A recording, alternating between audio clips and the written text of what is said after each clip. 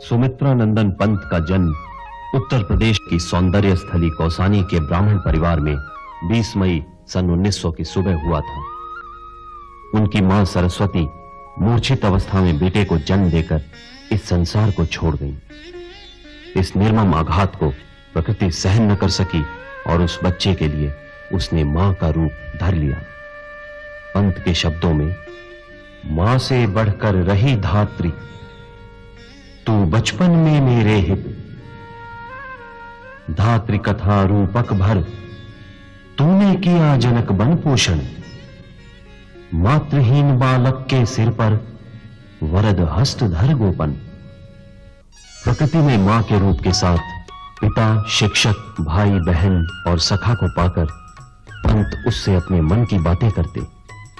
जीवन में कठोर परिस्थितियों को झेलकर भी वो अपनी संगिनी प्रकृति की तरह मन से कोमल ही बने रहे। प्रकृति के स्नेह आंचल से बंधे वो उसे देख खुशी से झूम उठते, उससे दूर होकर वियोगी हो जाते। वो प्रकृति के प्रेम को देख कहते हैं, ज्ञात रहस्य मुझे अब क्यों एकाकी जीवन, निज करुणा में मुझे वर लिया तुमने गोपन। नहीं जानता मां तुम कब कैसे आती हो, बन जीवन प्रेरणा नित्य नव मुस्काती हो। उनके पिता गंगादत्त कौसानी के पास चाय बागान में मैनेजर थे और घर पर लकड़ी का व्यापार था। आर्थिक रूप से संपन्न परिवार में पंत सुख सुविधाओं के बीच पले। चौथी कक्षा तक कौसानी में पढ़कर पंत अल्मोड़ा के गवर्नमेंट स्कूल में आ गए। नेपोलियन की तस्वीर देखकर बचपन में ही पंत ने अपने रेशमी घुंघराले बाल लंबे कर लिए थे, जो जीवन भर लंबे ही रहे। बचपन के गोसाई दत्त नाम को दाखिले के समय बदलकर उन्होंने अपना नाम सुमित्रा नंदन पंत रखकर 10 वर्ष की उम्र में ही अपनी सृजनशीलता का परिचय दे दिया। अल्मोड़ा में पंत ने हारमोनियम और तबले की संगत पर गीत गाने के साथ कविताएं व कहानियां भी लिखना शुरू कर दिया। उसी समय में एक साधु से प्रभावित होकर वो घर त्याग उसके साथ चले गए। बड़े भाई को मालूम हुआ तो समझाकर वापस घर ले आए, परंतु साधु संतों से मिलने दिन रात गर्मी सर्दी को भूल मीलों दूर चले जाते। उनका मां आनंदमयी तथा अन्य साधु सन्यासियों से गहरा संबंध रहा। उनसे मिलकर वो आनंदित हो उठते, स्वयं को भूल जाते। ईश्वर में उन्हें गहरी आस्था थी। रोज ध्यान में बैठना उनकी आदत थी। कभी कभी तो कई दिनों तक ध्यान में रहते, परंतु अपने लेखन को लेकर वो निश्चिंत और भगवान पर आश्रित होकर कहते, क्या सोचकर कोई लिख सकता है, उसे जब लिखाना होगा लिखवाएगा। ईश्वर को वो मानव हृदय में धरती पर पाने की इच्छा में लिखते हैं, ईश्वर पीछे तुम क्यों इतने पागल मन, जीवन स्तर पर मुझे चाहिए ईश्वर दर्शन। संभव तभी समग्र रूप में प्रभु के दर्शन, जब वे तन मन प्राण हृदय पर जन के धारण। अल्मोड़ा की पढ़ाई के बाद कुछ महीने बनारस में पढ़कर वो भाई देवी दत्त के साथ 19 वर्ष की आयु में प्रयाग आ गए। प्रयाग में न्योर सेंट्रल कॉलेज में दाखिला लेकर हिंदू हॉस्टल में रहने लगे। हिंदू हॉस्टल में हुए कवि सम्मेलन में जब पंत ने कोमल कंठ से कविता पाठ किया तो सभी श्रोता मंत्रमुग्ध हो गए। उसके बाद उनके बिना कवि सम्मेलन फीके माने जाने लगे। जो नजाकत और नरमी उनके स्वभाव में थी, वही उनकी रचनाओं में भी रही। 25 वर्ष के ऊपर तक वो स्त्रीलिंग में कविताएं लिखते रहे। इस विस्तृत हॉस्टल में मैं सुनती हूं, मेरा भी सखी है छोटा सा रूम, जहां मेरी आकांक्षा सूम, गूंजती है प्रतिपल को तुम। इन असंख्य मृदुकंठ स्वरों में मिला हुआ है अली मेरा भी, कंपित स्वर अति दीन।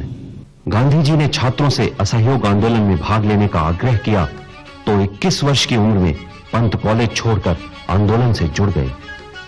आंदोलन के लिए कार्य करते हुए भी रचनाएं लिखते रहे। पिता उनके भविष्य के लिए चिंतित रहते। वो समझ नहीं पाते थे कि पंत अपना निर्माण कर रहे हैं या समय व्यर्थ कर रहे हैं। वीणा और ग्रंथि के बाद पल्लव काव्य संग्रह प्रकाशित हुआ, जिसमें पंत ने खड़ी बोली के रूखेपन को संवार कर उसमें सरलता, कोमलता और सौंदर्यता के भाव भर दिए। पंत के शब्दों में वीणा और पल्लव मेरे प्राकृतिक सहचर काल की रचनाएं हैं। तब प्रकृति में मुझे पूर्णता का आभास मिलता था। वो मेरी सौंदर्य लिप्सा की पूर्ति करती थी। घर पर सभी उनके विवाह न करने पर चिंतित थे। आरंभ में पंत की आर्थिक स्थिति गृहस्थी बसाने में बाधक रही और जब तक परिस्थितियां सुधरी वह खुले आकाश के स्वतंत्र पंछी हो चुके थे। बचपन से ही जिसे साधु वेश और प्रकृति से लगाव हो गया हो, वो किसी सुंदरी के बंधन में फंसता भी कैसे? वो स्वयं लिखते हैं, छोड़ दुर्गों की मृदु छाया, तोड़ प्रकृति से भी माया, बाले तेरे बाल जाल में कैसे उलझा दूं लोचन। इस मान्यता पर कि विवाह के बिना जीवन अधूरा रहता है, वो बोले, हर किसी के जीवन में कोई न कोई अपूर्णता तो रहती ही है। जीवन स्वतः अधूरा है, पूर्णता तो मन में है। मुझे व्यक्तिगत सुख की चिंता कभी नहीं हुई। जड़ चेतन की खूबसूरती, रहस्य, चिंतन और मनन से मुझे अवकाश ही नहीं मिला। पंत मानव जीवन में स्वतंत्रता होना आवश्यक मानते थे, विशेषकर नारी की स्वतंत्रता। उनके अनुसार भारतीय सभ्यता और संस्कृति का पूर्ण उदय तभी संभव है जब नारी स्वतंत्र वातावरण में जी रही हो। उन्होंने लिखा, मुक्त करो नारी को मानव, चिरबंदनी नारी को। नारी के प्रति विशेष सम्मान उनकी इन पंक्तियों में दिखता है। घने लहरे रेशम के बाल, धरा है सिर पर मैंने देवी, तुम्हारा यह स्वर्गिक श्रृंगार। उनके परिवार की आर्थिक स्थिति कमजोर होती जा रही थी। पहले जमीन जायदाद बिकी, फिर कर्ज उतारने को अल्मोड़ा का घर भी बेचना पड़ा। घर की हालत के साथ ही पंत की बहनों तथा भाई की मृत्यु के आघात को उनके पिता सह न सके और प्रयाग में उनका स्वर्गवास हो गया। 28 वर्ष की उम्र में इतने आघात एक साथ सहकर पंत विरक्ति की भावना में डूब गए। ऊपर से शांत रहते, परंतु उनकी मानसिक स्थिति उनके इन शब्दों में साफ झलकती है। वन की सूनी डाली पर सीखा कली ने मुस्काना, मैं सीख न पाया अब तक सुख से दुख को अपनाना। दुख को भूलने की कोशिश में कुंवर सुरेश सिंह के निवेदन पर सन 1931 में वह काला कांकर चले गए, जहां का प्राकृतिक सौंदर्य और शांत वातावरण पंत के लिए वरदान सिद्ध हुआ। गांव के पास जंगल के बीच टीले पर बने छोटे से बंगले को उन्होंने रहने के लिए चुना और नाम दिया नक्षत्र।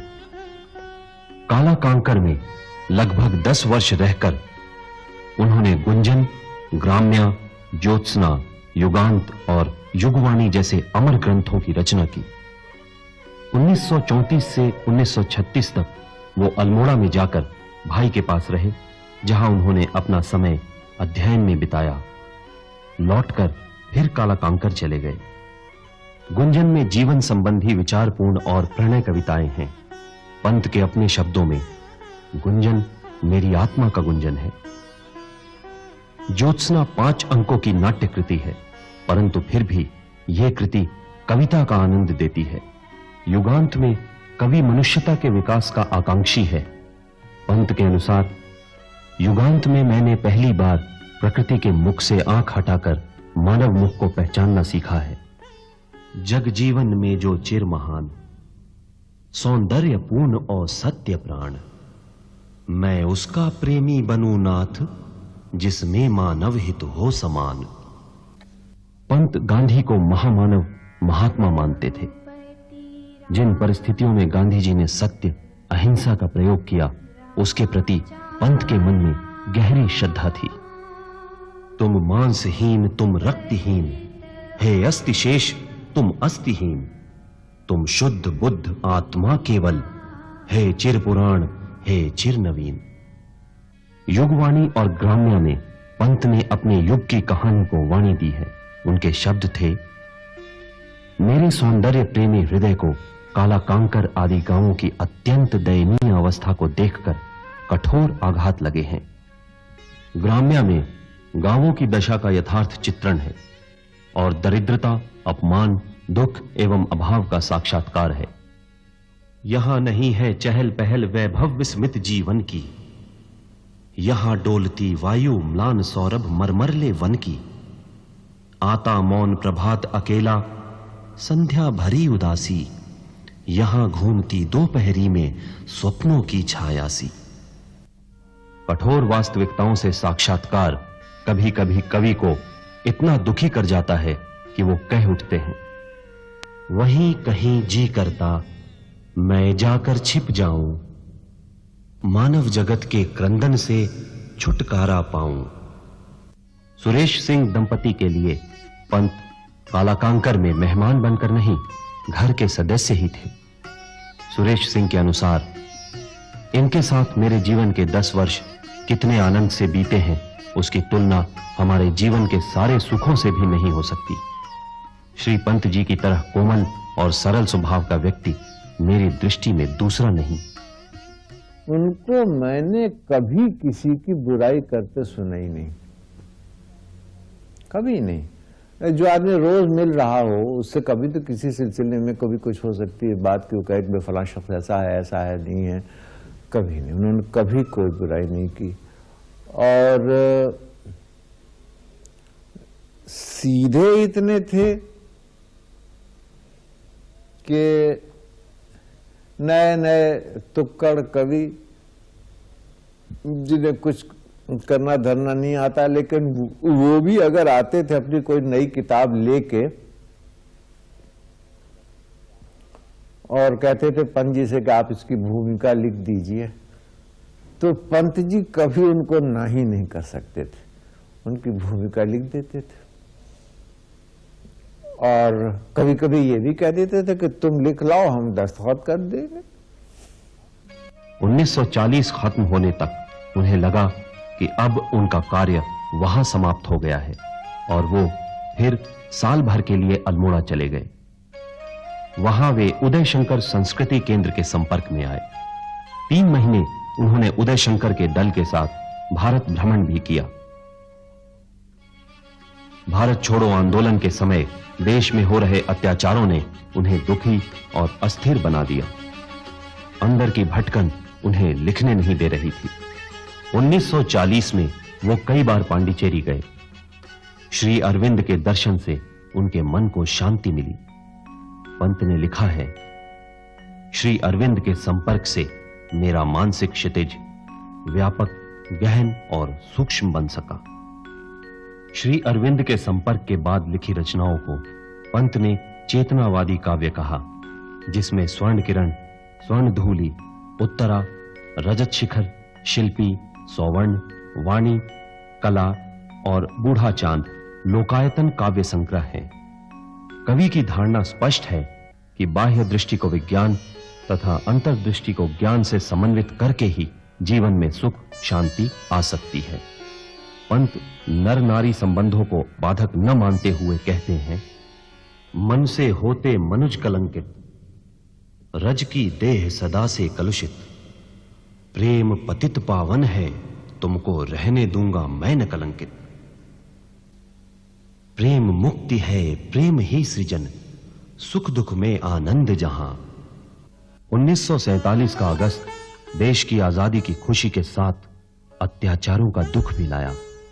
ऐसे में अपने पड़ोसियों की जान बचाने के लिए सुकुमार कवि योद्धा की तरह डटे रहे। मानव हित करना वो अपना धर्म समझते थे।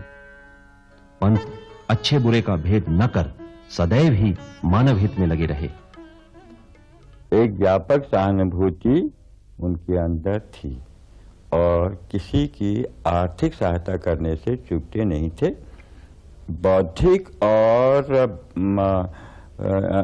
भावना की दृष्टि से भी वे बहुत ही दुखी हो जाते थे अगर किसी को दुखी देखते थे।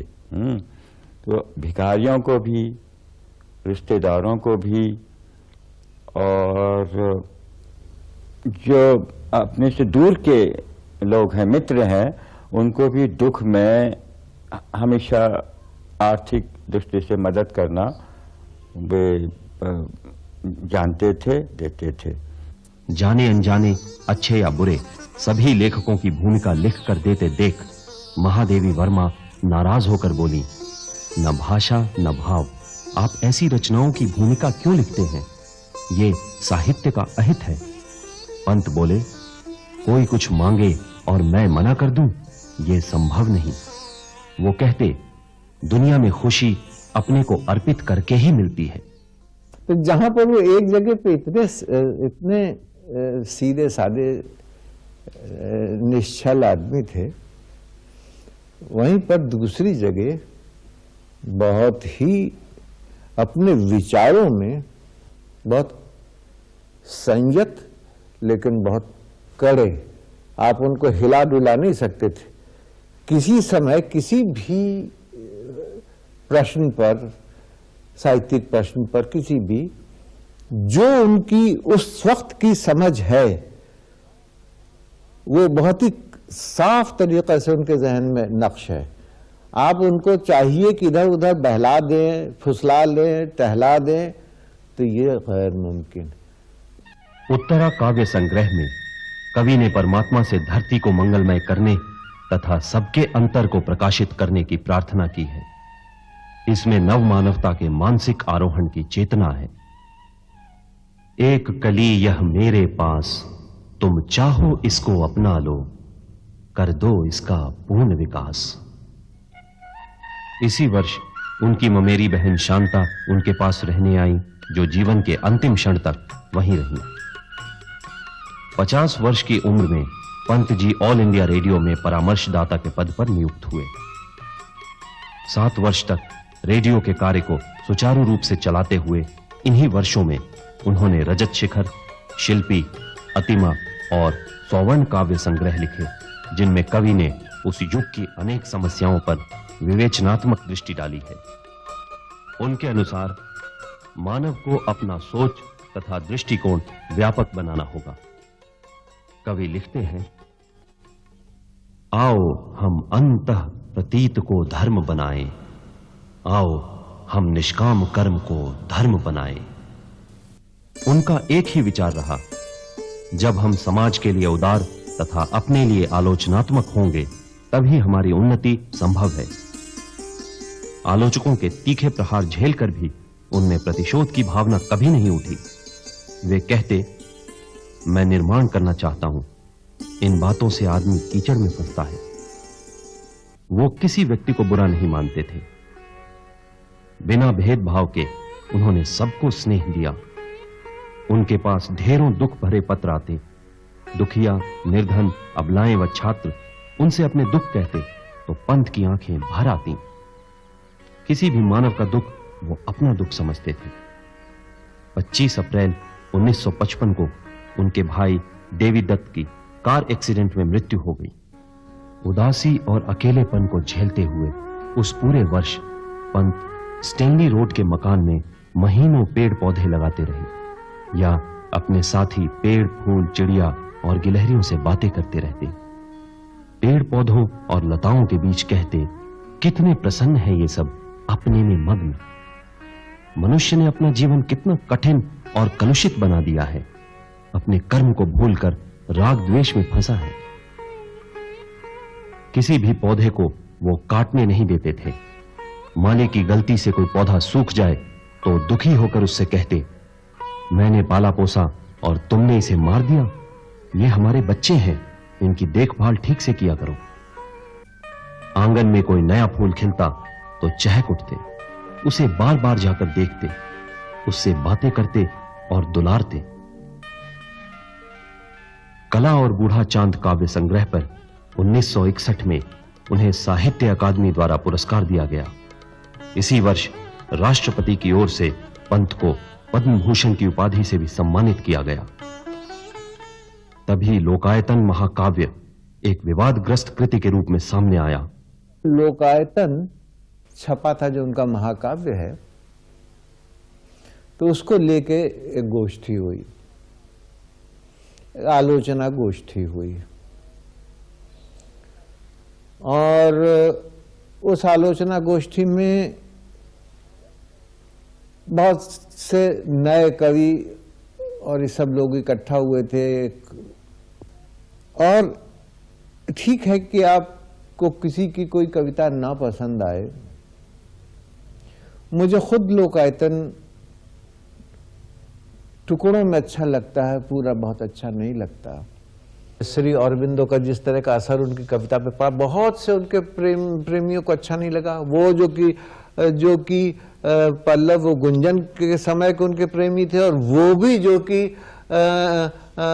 युगांत और ग्राम्य के प्रेमी थे, बाद वाला परवर्ती जो उनका काव्य है। तो लेकिन जो मुझको जो बात नागवार गुजरी थी, जो बात बहुत गलत थी कि इस तरह से आप एक कुचक्र रचते हैं किसी आदमी को नीचा गिराने के लिए, उसका मखौल उड़ाने के लिए। तो उन्होंने अंत में बात सब खत्म करने के बाद कहा था कि मैंने तो अपनी समझ में एक मंदिर बनाया था, आपको अगर उसमें दुर्गंध आती है तब मेरा दुर्भाग्य है, मैं और क्या कहूँ। ऐसा कुछ कह के उन्होंने बात को खत्म किया था। और मैंने ये देखा था कि स्याही फिर गई थी तमाम वो लोग जो कि ये सब कर रहे थे, उनके चेहरे पे स्याही फिर गई थी। वास्तव में लोकायतन भाव प्रधान काव्य है जिसमें विश्व चिंतन की भावना है। 1965 में पंत को लोकायतन के लेखन पर सोवियत नेहरू पुरस्कार से विभूषित किया गया। उन्हें हिंदी साहित्य सम्मेलन की तरफ से साहित्य वाचस्पति की उपाधि तथा तभी रत्नाकर पुरस्कार भी मिला। 1966 में पंत रूस की यात्रा पर गए। 1967 में विक्रम विश्वविद्यालय ने उन्हें डीलिट की उपाधि दी। 1968 में उन्हें चिदंबरा काव्य संग्रह पर भारतीय ज्ञानपीठ का साहित्य पुरस्कार प्रदान किया गया। उस समय उन्होंने कहा, अपनी कृति चिदंबरा को पुरस्कार मिलना मैं केवल एक संयोग मानता हूं। हिंदी तथा अन्य भारतीय भाषाओं में आज कितने ही महान सृजक तथा प्रभावशाली लेखक विद्यमान हैं, उनमें अपनी गिनती करने में मुझे संकोच का अनुभव हो रहा है। 1971 में पंत की बहन शांता 2 महीने की बच्ची को गोद ले आई। पंत ने उसे नाम दिया सुमिता पंत। मां न होने के कारण पंत के बचपन में जो अधूरापन रह गया था, उसे वो सुमिता के बचपन को खुशियों से भरकर पूरा करना चाहते थे। उन्हें देख लगता जैसे वह उसके साथ अपना बचपन भी जी रहे हैं। सुमिता ने पंत के जीवन को उल्लास और प्रेम से भर दिया। कवि के शब्दों में, जब से तुम मेरे घर आई, जीवन के प्रति बदल गई मेरी सारी धारणा भावना, घर का भी जो मानचित्र ही संवर गया हो। मेरे बचपन की यादें मुझे आज भी इतनी अच्छी तरह याद हैं कि लगता ही नहीं कि वो दिन बीत चुके हैं। रद्दू मुझे इतने नामों से बुलाया करते थे कि बस सुम्मी, मुनिया, चुनिया, जितने नाम उनके मन में आ सकते थे वो बोलते रहते थे और इतने प्यार से मुझे बुलाते थे कि मैं दौड़ी चली आती थी। रोज सुबह वो सुंदर सुंदर फूल मेरे मसहरी के ऊपर डाल देते थे। 73 वर्ष की उम्र में उन्हें हार्ट अटैक से गुजरना पड़ा। उसके बाद तो बीमारियों ने मानो उनको घेर ही लिया, कुछ न कुछ लगा ही रहता। लोकायतन के बाद पौ फटने से पहले किरणवाणी, पतझड़, गीतहंस, शंखध्वनि, शशि की तरी, समाधिता कृतियां प्रकाशित हुई जिन्हें विकासवादी कहा गया। पंत ने बहुत कम गद्य रचनाएं लिखी थीं।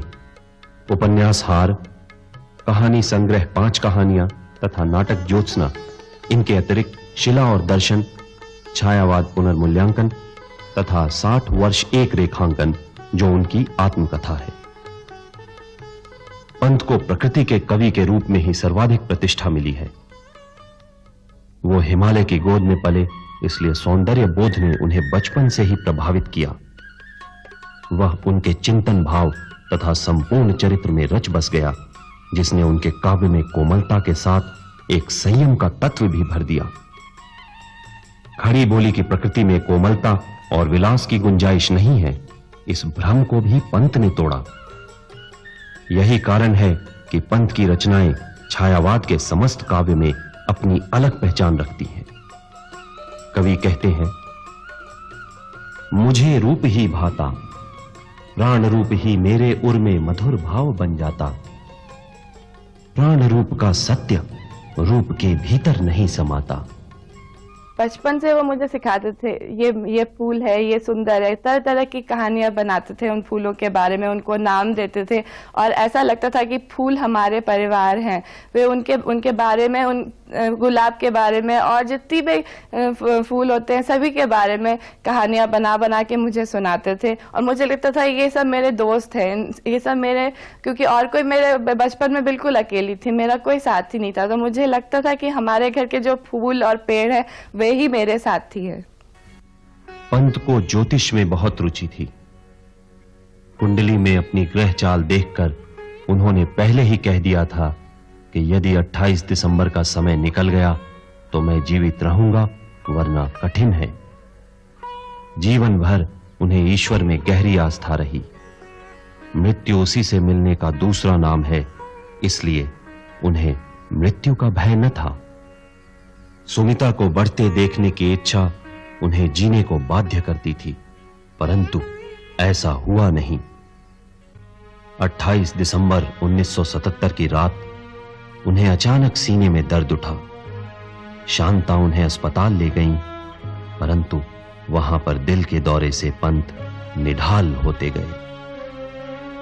पंत ने जीवन भर ईश्वर के सिवा किसी दूसरे को पाने की चाह नहीं की। मन से वो पूरी तरह उसी को समर्पित रहे, लेकिन अब समय था उनके पूर्ण समर्पण का। शरीर को छोड़कर आत्मा का परमात्मा में विलीन होने का। कवि ने स्वयं ही कहा था, वही अंत में होता जीवन में निशंसय, जो चिर मंगलमय ईश्वर को होता स्वीकृत।